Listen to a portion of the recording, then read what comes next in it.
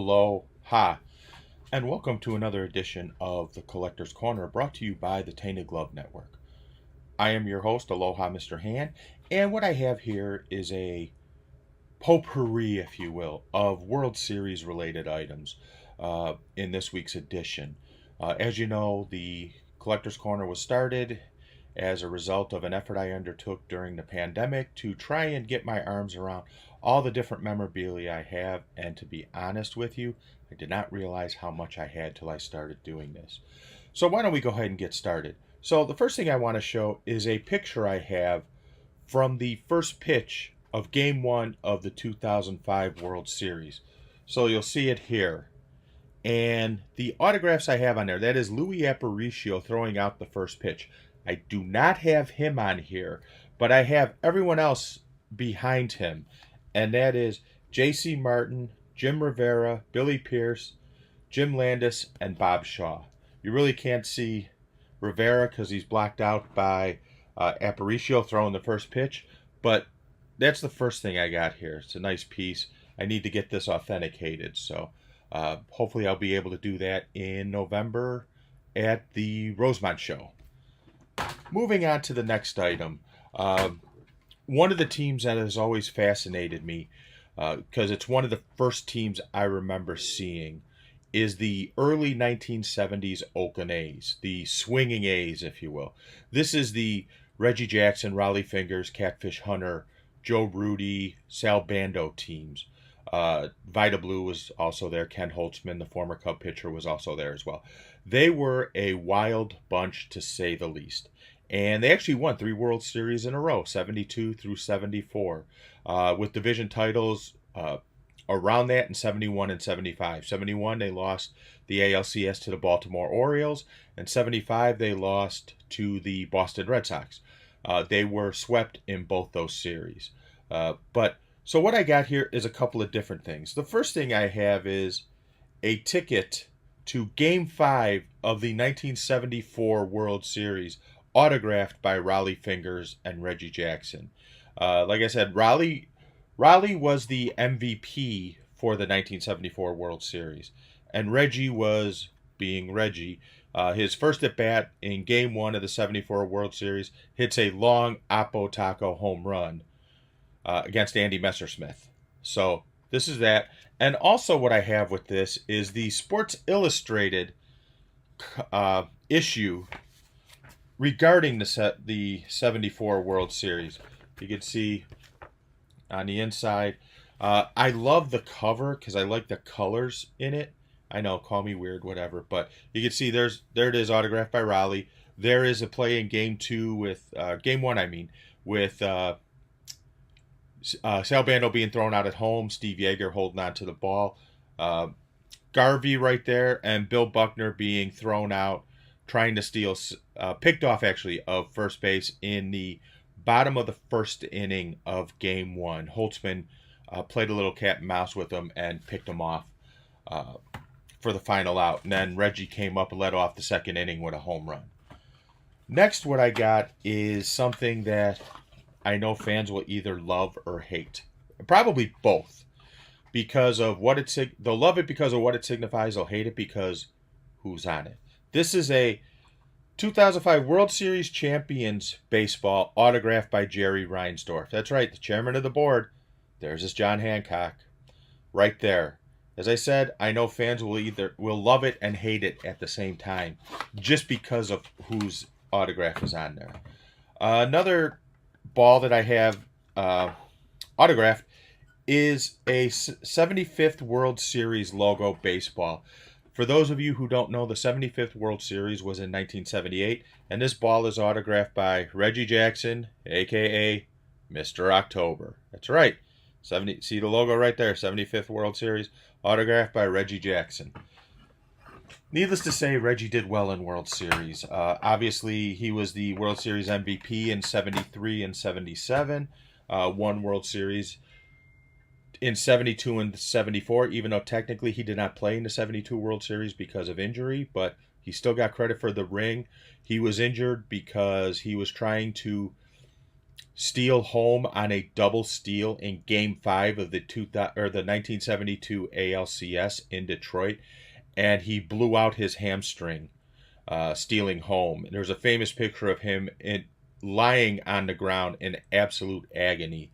Go look it up. I know the play's out on YouTube. You can see it, but he absolutely shreds his hamstring, and he is unable to participate in the World Series, which Oakland went on to win 4-3 against the Big Red Machine. Oakland, heavy underdogs in that World Series. Next item I got is another team that was an underdog in the World Series, but went on to win. It's a 1982 World Series baseball, autographed by the one and only the Wizard, Ozzie Smith. You can see there. The Cardinals went on to win that World Series 4-3 against the Milwaukee Brewers. The late Bruce Sutter, R.I.P., getting the final out for the Cardinals to seal the victory. And moving on, and I got to move. I know it's bad to get out of cameras at length, but I put some stuff over here that I forgot to move over, so you can yell at me if you want to for that. But have a couple more unique items that are World Series related. The first, this is for the 1982 World Series, which we just talked about. It is called a first day cover, and it is autographed by Paul Molitor, who, if memory serves correctly, in Game 1 had 5 hits in that World Series game. And I believe Robin Yount also had 2 games of 4 hits in that World Series. But the Cardinals did prevail at the end, 4-3.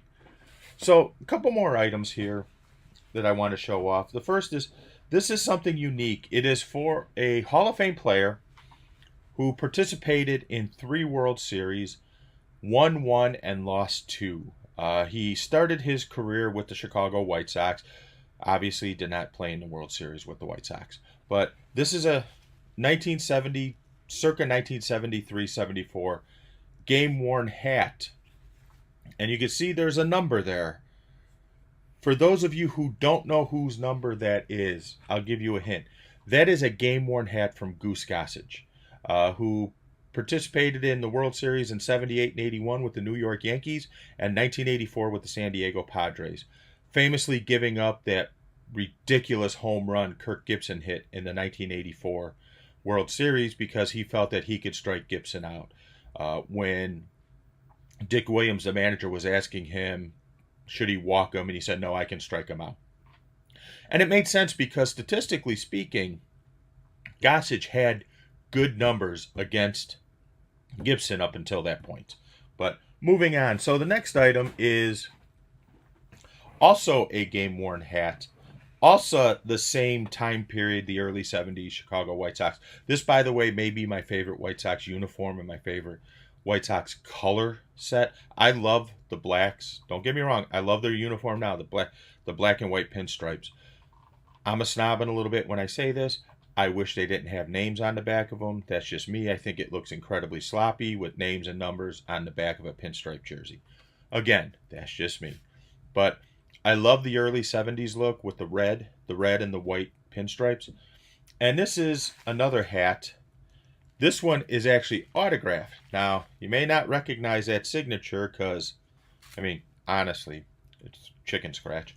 But this belongs to one of the favorite sons of New England, B.F. Dent. That's right, it belongs to Bucky fucking Dent, the guy who dashed Red Sox dreams in 1978 by hitting a little fly ball over the Green Monster in the one-game playoff, Game 160, the legendary Game 163 between the Yankees and the Red Sox. This is a Bucky Dent hat. I also have a certificate of authenticity for both of the hats I just showed you. And I want to get the Gossage hat signed. And I see that he is in Rosemont in November. So I'm thinking I might be headed to Rosemont for that as well. And last but not least, we have to talk about one of the White Sox World Series heroes. I should say there's 2 things left. We have to talk about one of the White Sox World Series heroes, because I have an autograph hat. Not game worn, mind you. I won this at one of their auctions. And this is a Paul Konerko hat You could tell it was not game worn. It still got tags and receipts on there, for God's sakes. But it says autographed Konerko hat. Obviously, Konerko had the big hit in Game 2 of the 2005 World Series with the grand slam to put him ahead. Houston came back to tie in the bottom of the ninth, or the top of the ninth, and then Pasednik hit a walk-off home run in the bottom of the ninth to win Game 2. And I just remember walking out of the park down the right field ramp, stunned, sitting there mumbling to myself, they're coming back for a parade. This is over. And it was. It really was. But the last item I'll show you, going along the 2005 theme, is an actual base from the 2005 World Series. As you can see, I've been working on getting the team to sign. I have several of the players' signatures. Obviously need some more. Key players on there: Konerko, Freddie Garcia, AJ, Jeff Blum with an inscription of Game 3, 14th inning, game-winning home run. And the funny thing about this base, when I got Jeff Blum to autograph this, he asked me, point blank, was this base from Game 3? I said it was not. Because he had said that if it was from Game 3, he was ready to negotiate to get this base. I wasn't going to lie to him. It wasn't from Game 3. So unfortunately that fell through, and I be honest, it'd be interesting to hear what kind of negotiating he was willing to talk about, to be completely honest.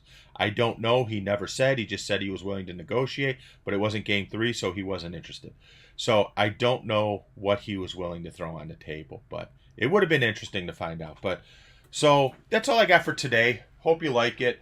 The Tainted Glove Network is happy to welcome Magnificent Stan to the fold. I was talking to him last night, and he said he will probably be doing his first podcast within the next week. Really excited about that. And also, there will be a Tainted Glove podcast coming up in the next couple of days. We have some things to talk about, including who the next White Sox manager is, because there is a difference of opinion between myself and my co-host K-Fid. So tune in for that. Thank you very much for watching. If you have any ideas and stuff you'd like to see, you can certainly reach out and let me know. I can see if I have it. I can't guarantee I have everything ever. Like if you ask to see a Babe Ruth autograph, I can show you a picture of what one looks like, but I don't have one. So with that, have a great day. Go Bears, and aloha.